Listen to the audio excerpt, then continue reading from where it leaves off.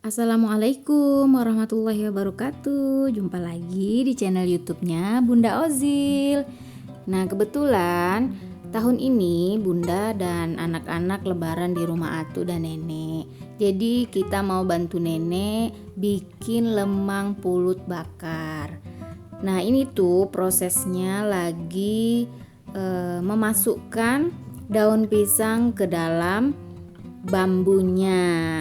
Nah, ini sebelumnya daun pisangnya udah dicuci ya Bun. Nah, setelah dicuci dibantu dengan batang tulangnya dari daun pisang yang dibelah dua untuk seperti kayak penjepit gitu.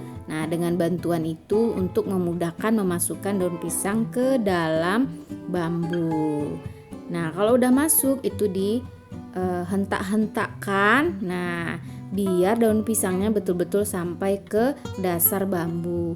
Kelebihan daun pisangnya itu bisa dibuang paling ujungnya. Nah, ini dipastikan kalau memang daun pisangnya udah sampai ke bawah dasar bambu. Nah, ini dia. Ini adalah bahan kedua yang wajib, yaitu kelapa tua. Nah, ini kurang lebih 25 butir kelapa tua. Nah, itu diparut. Nah, setelah diparut nanti santannya diremas dengan jumlah air 9 gayung. Jadi untuk sekali peremasan itu 4 gayung, remasan kedua itu 3 gayung, dan remasan terakhir atau yang ketiga itu 3 gayung. Jadi semuanya jumlah santannya nanti itu lebih kurang 9 gayung. Nah, ini dia ya, jumlahnya lebih kurang 9 gayung. Jadi Bunda nggak sempat memvideokan meremasnya. Nah, ini adalah beras pulut yang sudah direndam lebih kurang setengah jam, kemudian ditiriskan dan dimasukkan ke dalam bambu yang sudah dilapisi dengan daun pisang. Jadi diisi penuh. Kalau udah penuh, kita akan menambahkan santan. Nah, ini santannya itu sebelumnya sudah diberikan garam kurang lebih 1 bungkus atau 10 genggam garam. Nah, ini ya dituangkan santannya. Kalau bisa, nah ini tandanya sudah penuh. Kalau dia misalnya kita isi santan kemudian dituangkan dia melimpah, nah itu berarti udah cocok, udah penuh. Nah, ini prosesnya kalau udah penuh kita angkat. Nih kebetulan Bunda Ozil bantu ayah dan maknitnya. Nah, ini atuk ngecek ini cocok apa enggak gitu ya kan. Nah, ini tuh dibawa ke perapian. Nah ini tuh disusun, disandarkan di batang yang sudah dilintangkan vertikal. Nah tuh, jadi ditegakkan, bambunya tuh ditegakkan lurus. Nah seperti ini ya, disusun dari yang paling besar. Biasanya yang paling besar tuh di tengah, yang bambunya kecil itu biasanya di pinggir-pinggir. Nah ini sampai ke ujung dari tempat penyanggahnya. Nah ini tuh bara api yang udah dibakar sebelumnya. Nah ini ya Bun, udah kelihatan ya, disusun semuanya tuh tegak lurus sebelumnya. Kemudian disusun bara api di bawah bambu. Nah jadi kenapa dia tegak lurus? Diharapkan yang sebelah bawah itu lebih cepat matang. Jadi nanti setelah dia setengah jalan nanti bambunya akan dimiringkan lagi, jadi baranya akan ditambah dan bagian atas daripada lemang bambu ini juga akan matang seperti itu. Jadi ini prosesnya lama ya Bun, lebih kurang 4 jaman gitu, karena dia akan dibakar menggunakan bara api. Jadi apinya tuh betul-betul stabil, jadi nggak terlalu panas gitu. Nah ini tuh prosesnya yang paling rumit dan paling susah. Kenapa? Karena berhadapan dengan bara api yang panas gitu. Ini atunya Ozil dibantu sama maknit yang kebetulan Manit lagi pulang kuliah dari Jogja, jadi karena libur lebaran jadi Manitnya pulang, jadi bisa bantu-bantu.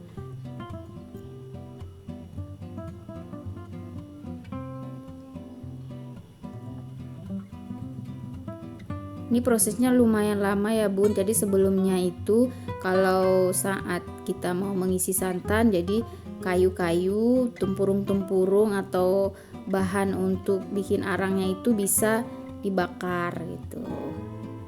Nah ini dia, ini proses. Nah kelihatan ya bambunya bagian bawah lebih kayak kebakar gitu, warnanya berbeda bagian atas.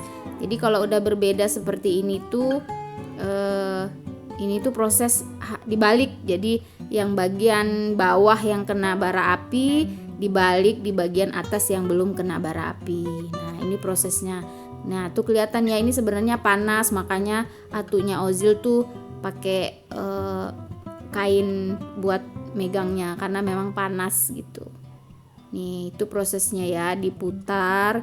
Nah ini berlangsung kurang lebih 4 jam dan prosesnya itu diputar terus menerus gitu.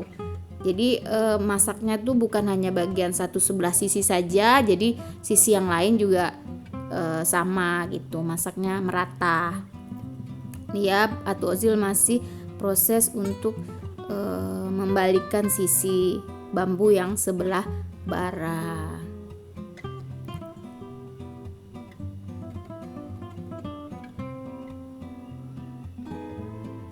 Ini posisi bambu masih kurang lebih tegak lurus ya Bun. Nah ini baranya udah mulai susut kalau yang di ujung-ujung atau yang menempel dekat bambu, jadi udah bisa ditambah kayu boleh, atau ditambah dengan sabut kelapa juga boleh. Nah kalau ini tuh posisi bambunya mulai dimiringkan. Nah 30 sampai 40 derajat mulai dimiringkan. Jadi bambu ini yang berisi ketan bagian atas itu akan lebih matang, akan lebih kena dengan bara api gitu. Proses yang memasak dan memanggang ini yang paling lama gitu, karena membutuhkan keahlian dan ketelatenan untuk memastikan bambu benar-benar terpanggang dengan bagus. Jadi isi di dalamnya juga nggak mentah dan isinya juga bagus gitu. Karena ada sebagian orang yang suka lemangnya itu agak berkerak, ada juga yang suka tidak berkerak gitu, lembut gitu. Ini kelihatan ya, ini ada yang santannya masih ada di atasnya. Nah ini tuh nanti santannya meluap-luap gitu, mendidih gitu. Nah nih mendidih. Nah kalau ada kelebihan santan seperti ini tuh nanti bisa dikurangi. Nah ini proses penambahan bara apinya tapi menggunakan sabut kelapa. Jadi kayak panasnya itu juga berasal dari asap sabut kelapa, jadi bukan dari kayunya saja. Kalau kayunya nanti dia bisa menimbulkan api, jadi bisa kebakar. Panasnya terlalu tinggi jadi bambu bisa terbakar, jadi matangnya juga nggak optimal. Jadi kalau sabut kelapa itu panasnya lebih konsisten gitu.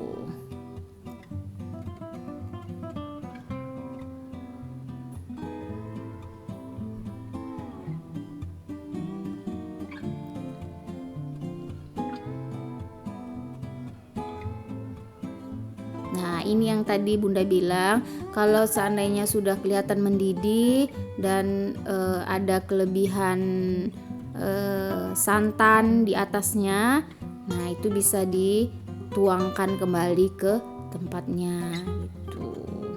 Nah kalau udah dituangin ternyata nggak ada, ya nggak masalah.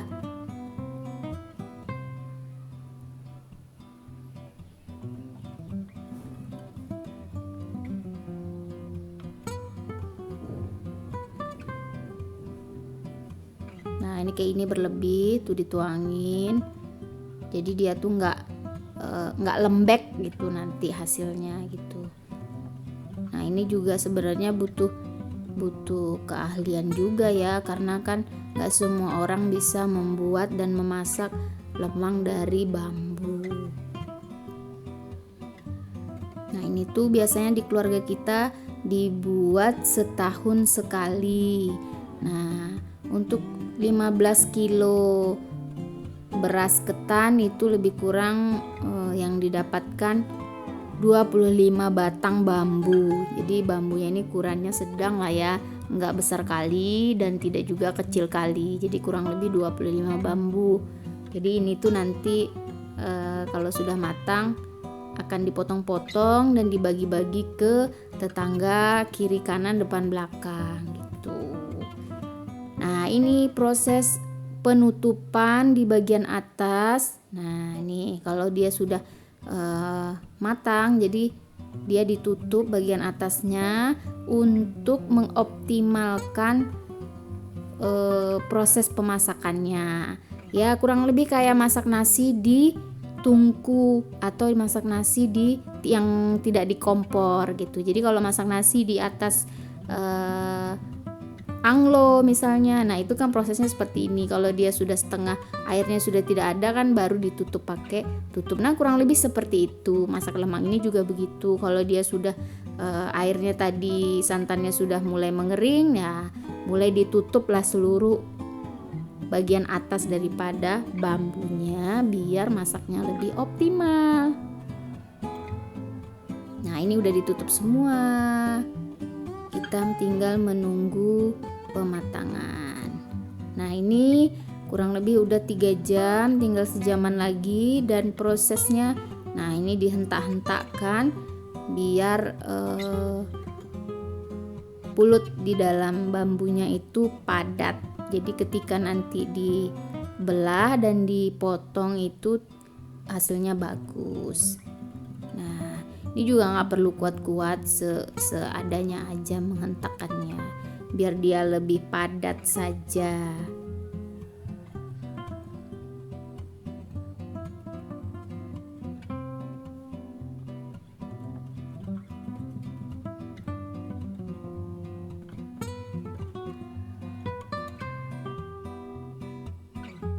Ini lumayan panas ya bambunya karena udah dibakar berjam-jam, jadi bambunya lumayan panas. Nah ini dia bambunya sudah mulai dimiringkan lagi, nah, dan diputar-putar dan ditambah. Kebetulan ini bara apinya sudah mulai berkurang, jadi Maknit menambah sabut kelapa untuk proses pemanasan selanjutnya. Jadi tidak lagi bara yang begitu membara. Jadi ini tambah aja sabut kelapa, jadi hangatnya itu optimal gitu untuk proses finishing dari pemasakan lemang.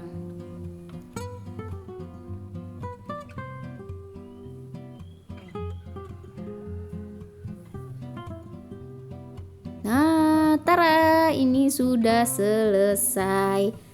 Nah, tutup bagian atasnya dibuang karena kan ada lapisan terakhir tadi ya bun sebelum ditutup, jadi nggak mungkin masuk debu. Nah ini tutupnya dibuang, udah mulai diangkat semuanya. Nah kalau seandainya mau lebih berkerak lemangnya, proses pembakarannya dilanjutkan sampai bambunya agak kelihatan gosong. Nah kalau ini enggak, karena ini dibuat sehari sebelum lebaran. Jadi kalau hari besoknya itu lemangnya bisa dipanaskan lagi di atas kompor boleh, atau dia panaskan lagi di atas tungku yang ada bara apinya, tinggal diputer-puter saja. Itu kenapa lemangnya tidak dibakar sampai bambunya hangus. Kenapa? Karena lebih memudahkan nanti kalau proses penghangatan.